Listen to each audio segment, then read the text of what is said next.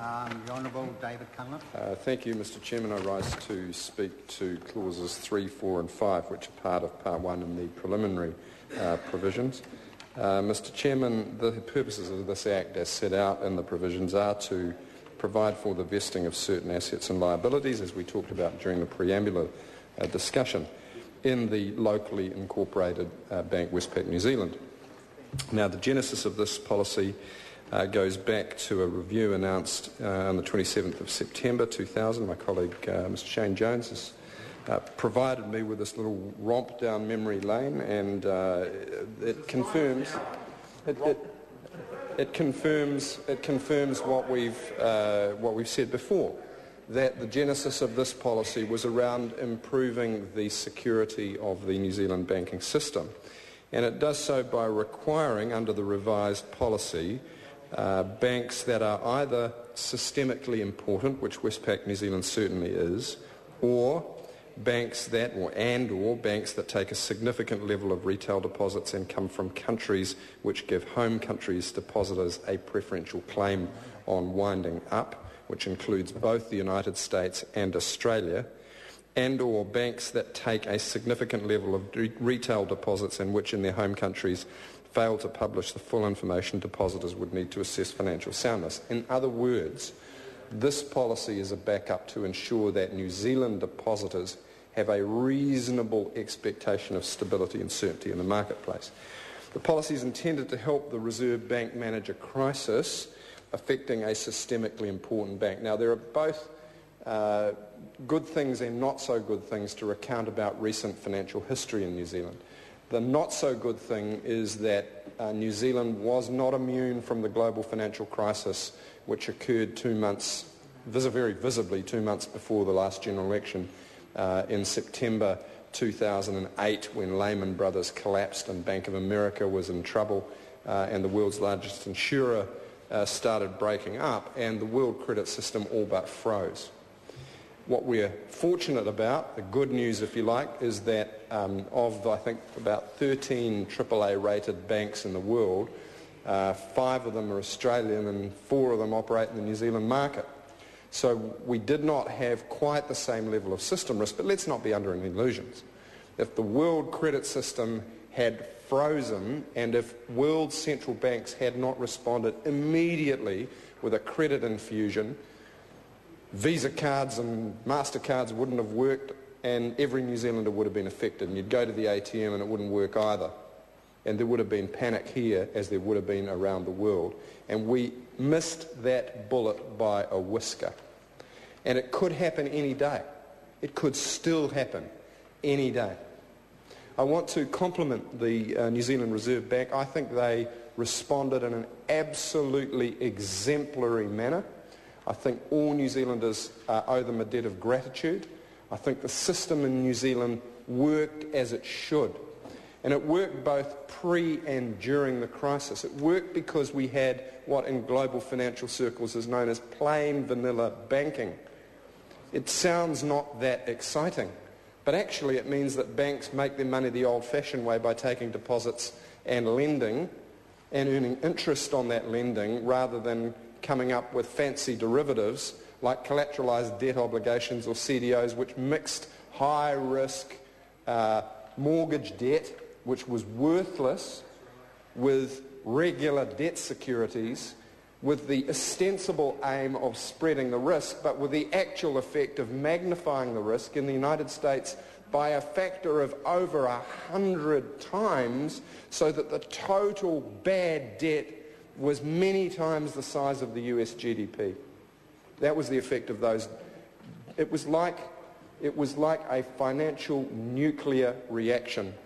But we missed it in that part of it in New Zealand because we had a Reserve Bank that was exercising good prudential control and oversight, and we had a system of major banks for whom derivative trading was a very small part of their portfolio.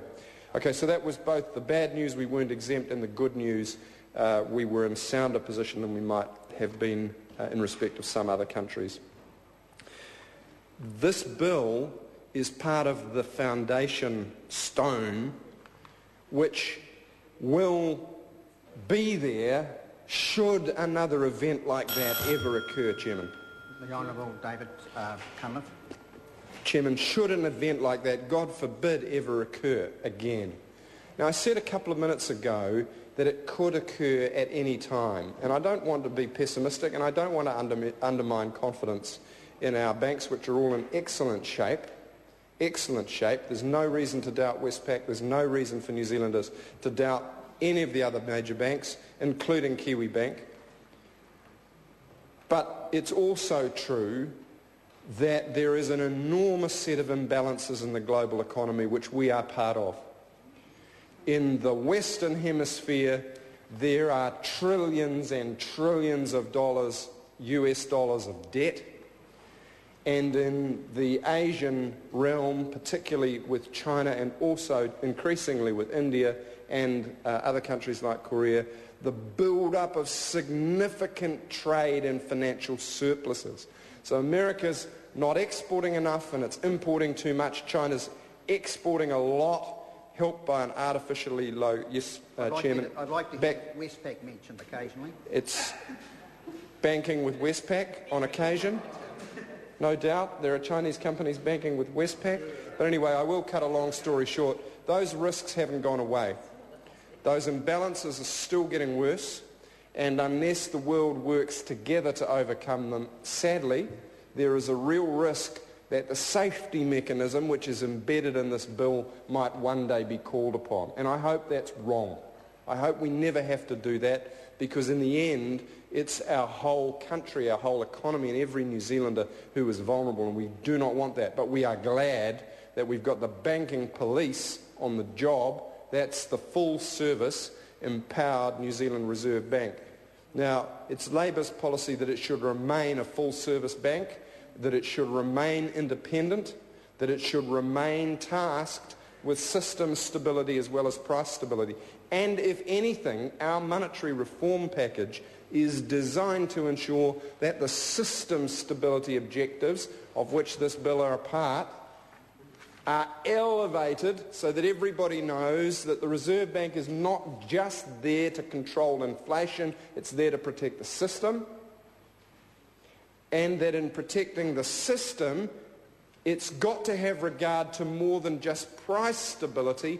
Financial stability underpins growth and employment objectives as well. And so Labour's given notice that we will update the Reserve Bank Act and the Policy Targets Agreement to incorporate the best of the new global thinking that's coming out of the Basel Committee. People have heard about Basel II, there's Basel III now. Things like macroprudential policy and so forth, which we've discussed at length in the Finance and Expenditure Committee, which is the same committee, sir, that's passed this Westpac New Zealand bill. The Chairman's getting comfort from that, this Westpac New Zealand bill. So that's another long story short. Mr Chairman, the Labour opposition supports the Westpac New Zealand Bill 2010. It's called that because it was a 2006, I think, predecessor, but one that wasn't fit for purpose for this bill, which operates under the requirements set out by the Reserve Bank since September 2000, as I've outlined earlier in my remarks. Mr Chairman, this is a small but positive contribution to enhancing the system stability of the New Zealand banking system. Westpac is a reputable and well-managed bank and continues and will continue to play a meaningful role as part of the broader New Zealand economy. The Labour opposition commends this bill to the House. We will be supporting clauses 3, 4 and 5. The Honourable